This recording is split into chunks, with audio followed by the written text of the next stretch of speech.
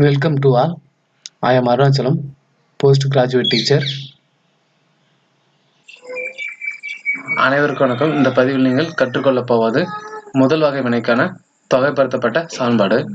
ஒரு தியரிட்டிக்கான முதல் வகை வினையை கருதுகிறோம், அதாவது கருத்தியலான முதல் வகை வினையை கருதுகிறோம். அது ஏ என்ற வினைப்படு பொருள் விளைபொருளாக மாறுகிறது. A gives product. இந்த வினைக்கான வினைவேக விதியானது வினைவேகம் equal to K into concentration of A power 1ன்னு எழுதுகிறோம். இது முதல் வகை வினைக்கான வினைவேக விதி. அந்த செறிவினோட அடுக்கில் 1 இருக்குது. எனவே நம்ம முதல் வகை வினைக்கான வினைவேக விதின்னு சொல்கிறோம். பொதுவாகவே நான் வினைவேகத்தை எப்படி எழுதுவோம்னா, ரேட் வினைவேகம் ஈக்குவல் டு ஏ என்ற வினைப்படு பொருளில் ஏற்படுற செறிவில் ஏற்படுற மாற்றத்தை இப்படி எழுதுவோம்.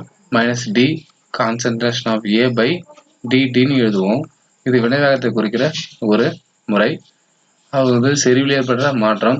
இப்போ இது ரெண்டுத்தையும் நம்ம தொடர்புபடுத்தி வினைவேகம் equal to minus d concentration of A by dt equal to K into concentration of A power 1ன்னு எழுதுகிறோம். இப்போ இந்த சமன்பாட்டில் இருந்து ஏவை இடதுபுறம் கொண்டு வரோம். அப்போ பெருக்கில் இருந்து வகுத்தலாக மாறிடும். டியை வலதுபுறம் கொண்டு போகிறோம், வகுத்தில் இருந்து பெருக்கலாக மாறிடும். அப்போ சமன்பாடானது minus D concentration of A by concentration of A equal to K into டிடின்னு வரும். இந்த சமன்பாடு நம்ம ஒன்றுன்னு வச்சுருக்கோம். இந்த சமன்பாடு ஒரு வகைக்கெழு சமன்பாடு. இந்த சமன்பாட்டை வைத்துக்கொண்டு நாம் ஒரு குறிப்பிட்ட நேரத்தில் ஏற்படும் வினைவேகத்தை கண்டறிய முடியும். ஆனால் இங்க குறிப்பிட்ட நேரத்துக்கு பின்பு வினைப்படு பொருளில் உள்ள செறிவு நம்மளால் கண்டறிய முடியாது. அதாவது டி நேரத்துக்கு பின்பு டி நேரத்தில் உள்ள இந்த வினைப்படு பொருளின் செறிவு ஏ என வைத்துக் கொள்கிறோம். அப்போ இந்த ஏனோட மதிப்பை இந்த சமன்பாடை வைத்து கண்டறிய முடியாது. அது போன்ற ஆரம்பத்தில் உள்ள செறிவு நம்ம ஏ நாட்னு வச்சுருக்கோம், அதாவது ஏ0 செறிவு.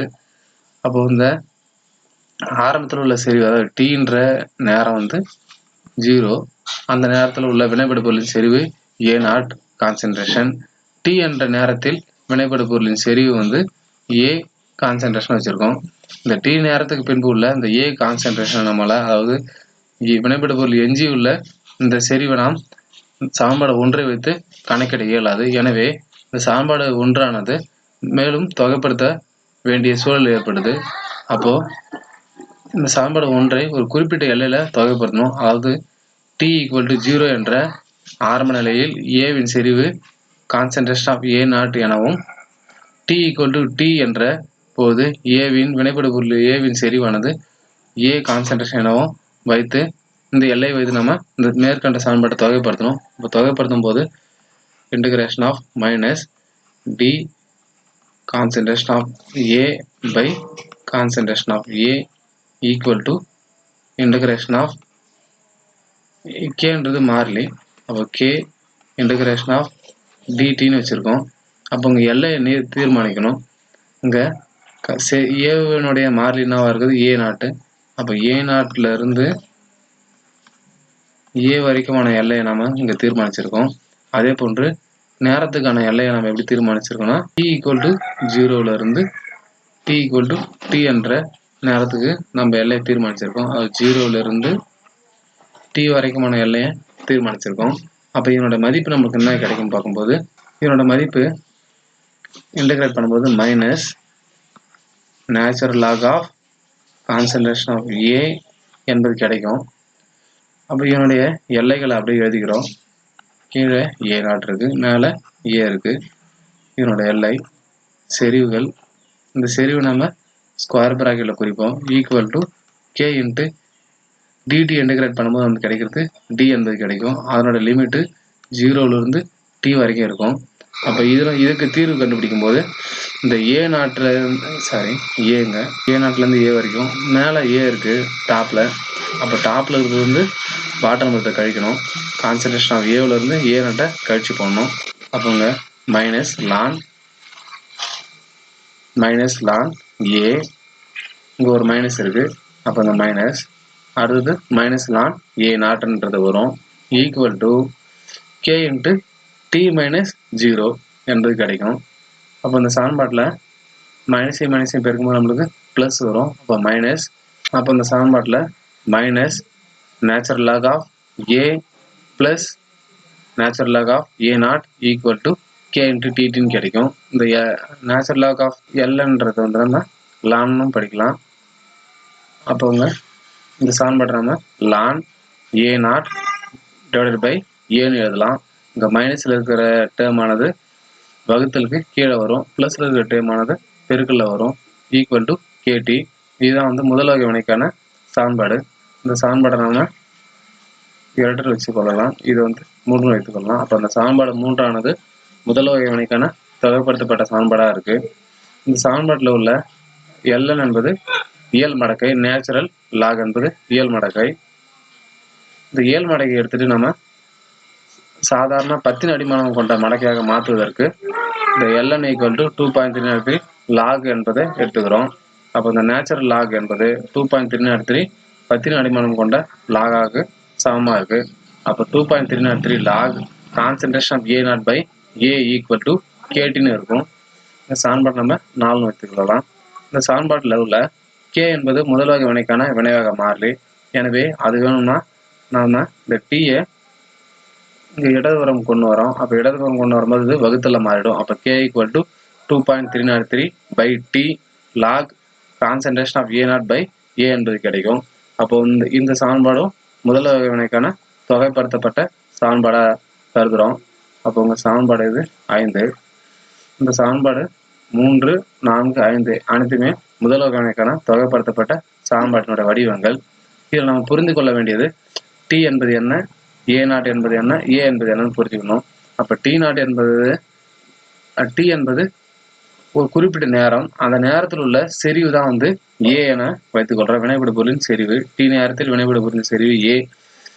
இங்கே ஏ நாட் என்பது என்னன்னு பார்த்தோம்னா ஆரம்ப டி ஈக்குவல் டு 0 என இருக்கும்போது வினைபடு பொருளின் செறிவு ஏ நாட்.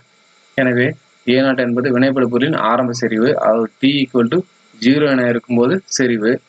அடுத்ததாக ஏ என்பது வினைபடு பொருள் வந்து டி நேரத்தில் உள்ள வினைபடு பொருளின் செறிவு தான் வந்து ஏன்னு வச்சிருக்கோம். அடுத்ததாக வரைபடம் பார்க்குறோம். முதல் வகை வினைக்கான வரைபடம். இங்கே இந்த சமன்பாடு எடுத்துக்கிறோம். Ln A naught by A equal to K T முதல் வகை வினைக்கான தொகைப்படுத்தப்பட்ட சமன்பாடு. தொகைப்படுத்தப்பட்ட சமன்பாடை மாற்றி அமைக்கிறோம். அது லான் ஏ நாட் மைனஸ் லான் ஏன்னு ஈக்குவல் டு கேடின்னு மாறுது. அங்கே வகுத்தில் இருந்து கழித்தலாக மாறுது. அடுத்ததாக இந்த சமன்பாட்டை மாற்றி அமைக்கிறோம். அதாவது இந்த மைனஸ் லான் ஏவை இங்கேயும் இது இந்த பக்கமும் கொண்டு போகும்போது நம்மளுக்கு மைனஸில் இருக்கிறது ப்ளஸ்ஸாக மாறும், இங்கே ப்ளஸில் இருக்கிறது மைனஸாக மாறும். அப்போ ln A equal to ln A naught minus கேடின்னு கிடைக்கும். இந்த சமன்பாடு எப்படி இருக்குன்னா y equal to C plus M X போல் இருக்குது. அப்போ y ஆக்சிஸில் லான் ஏவையும் எக்ஸ் ஆக்சிஸில் டீயும் எடுத்துக்கிறோம். அப்போ எடுத்துக்கொள்ளும் போது நம்மளுக்கு y ஆக்சிஸில் லான் ஏவை எடுத்துக்கிறோம், எக்ஸ் ஆக்சிஸில் நேரத்தை எடுத்துக்கும் போது நமக்கு ஒரு நேர்கோடு கிடைக்கும். இந்த நேர்கோடுன்ற நீட்டிக்கும் போது y ஆட்சி வரை நீட்டிக்கும் போது கிடைக்கக்கூடிய இந்த வெட்டு துண்டு மதிப்பு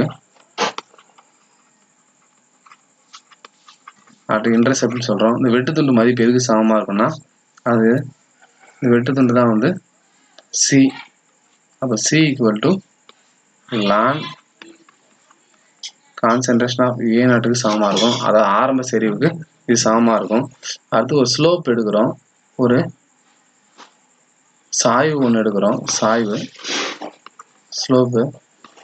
இந்த ஸ்லோப் வேல்யூ தான் நம்ம எம்னு வச்சுருக்கோம். அப்போ இந்த எம் மதிப்பு எதுக்கு சமமாக இருக்கும் அப்படின்னு பார்த்தோம்னா மைனஸ் கேவுக்கு சமமாக இருக்கும்.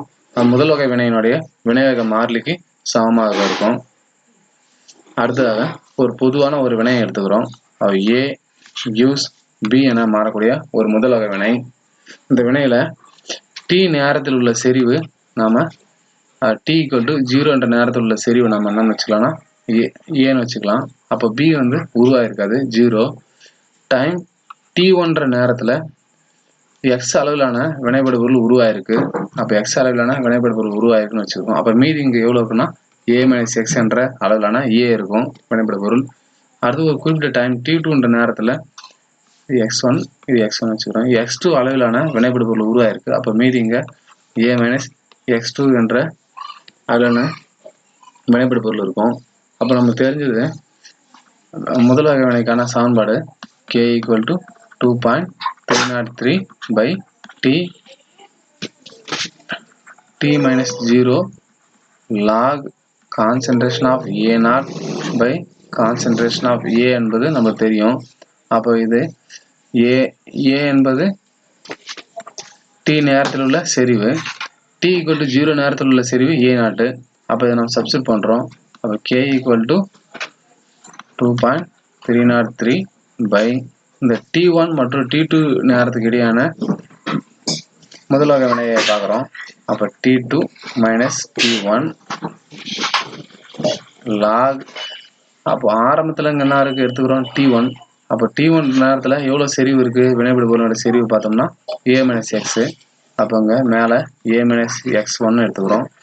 T2ன்றது இறுதியில் இருக்குது. அப்போ இறுதியில் இருக்கிற டைம் வந்து A minus X2. இது இருவேறு நேரங்களில் முதல் வகை வினைக்கான சமன்பாட்டை எடுத்துக்கிறோம். அதாவது வினைவகை மாறிலியை கண்டறிய சமன்பாடு. அப்போ வந்து டாப்பில் இருக்கிறதுனா எடுத்தோம்னா ஆரம்பத்தில் உள்ள செறிவு அல்லது நம்ம எந்த நேரத்தை கணக்கிடுறோமோ முதல்ல அந்த நேரம், அடுத்தது இறுதியில் இருக்கிற செறிவு. அப்போ ஆரம்ப T1 வச்சுருக்கோம். அப்போ T1 செறிவு, இறுதி வந்து T2 வச்சுருக்கோம். அப்போ T2 செறிவு. இது T2 மைனஸ் T1 கால இடைவெளியில் ஏற்படுற வினைவகை மாறிலியை பார்க்குறோம். அடுத்து முதல் வகை வினைக்கான உதாரணம் நைட்ரஜன் பென்டாக்சைடு சிதைவடைதல் வினை. அது N2O5 டீகம்போஸ் ஆகிட்டு 2NO2 + ½ O2 அங்கே மாறக்கூடிய வினை வந்து ஒரு முதல் வகை வினை. அடுத்து தயோனைல் குளோரைடு சிதைவடைதல் வினை.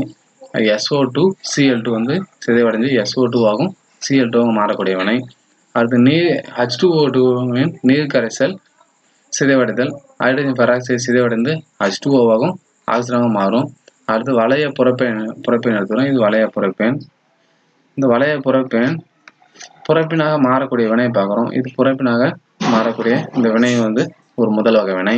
நம்ம பார்த்தது வந்து முதல் வகை வினைக்கான தொகைப்படுத்தப்பட்ட சமன்பாடு பார்த்துருக்கோம். தேங்க்யூ.